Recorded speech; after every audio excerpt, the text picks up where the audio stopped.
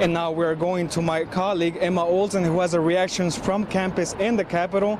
Emma, what are those reactions? Well, overall, the administration feels like they're pushing back against what's an attack from the senators. I spent the day talking to administration, faculty, students, and other senators to get their reaction. Ronnie Green sent his response to Senators Erdman, Brewer, and Halloran on Tuesday. Green said, quote, "To recklessly and falsely accuse the university as a whole of hostility toward a particular view appears to be an attempt to further political agendas." However, when I asked Senator Erdman about the opposition to his article, he had this to say.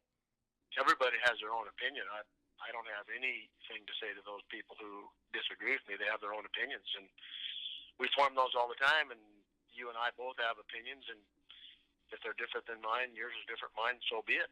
In a response letter, President Hank Bounds agreed with Chancellor Green and called the senators to work with the university towards unity. Professor John Bender, a member of the American Association of University Professors, said that every instructor, student, and faculty member has an opinion.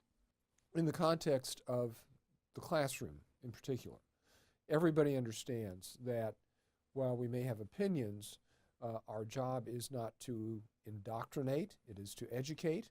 So I headed to the English department. We weren't able to speak with faculty, but students shared what they are learning in their classes. I do think it's false. Since I'm an English major, I take a lot of English classes, and we definitely learn about English, but I think English is a major that branches off into other ones. I believe they are, yeah. They and even beyond that, they're teaching rhetoric, they're teaching poetry, the meaty forms of English, Students told me that they might learn about controversial topics, but have never felt uncomfortable.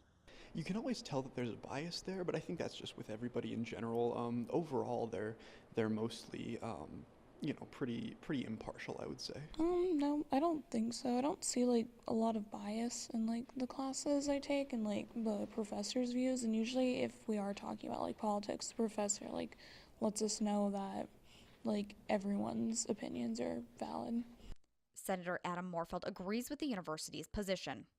I think that Senator Erdman is using this for political gain. I think that he knows that his statements aren't 100% supported by facts in many cases.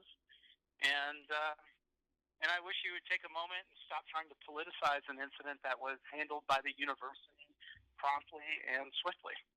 President Bounds' office says his door is always open if they want to speak with him directly.